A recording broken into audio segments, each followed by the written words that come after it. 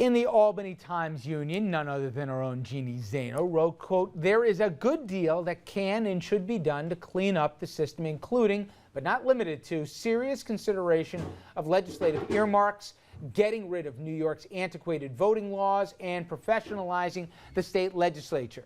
We can and should consider these and other serious reforms, but until they're enacted, we will continue to be dependent on the morals and ethics of our elected politicians." And to that end, if we think the end of the story is what we've heard so far, I want you to take a very close listen to what the U.S. Attorney recently said, and you get the hint that there could be more to come.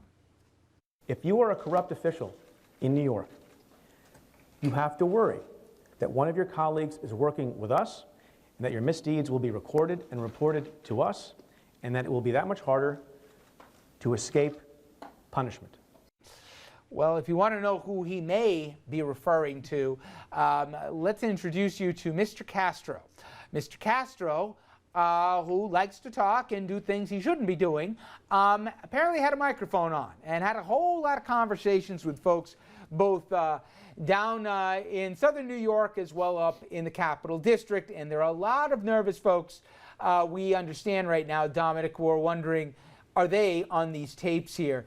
Just how nervous are some folks here in political circles? They're very worried, and they should be. I contend that easily a large percentage of elected officials are doing things that they shouldn't be doing illegally, and they like to talk, Richard. So there's a good chance that they're on those wiretaps of the feds. I'm glad Richard Brodsky's not here because his head may explode. But Jeanne, that would be okay. What do you think is the biggest problem with Albany?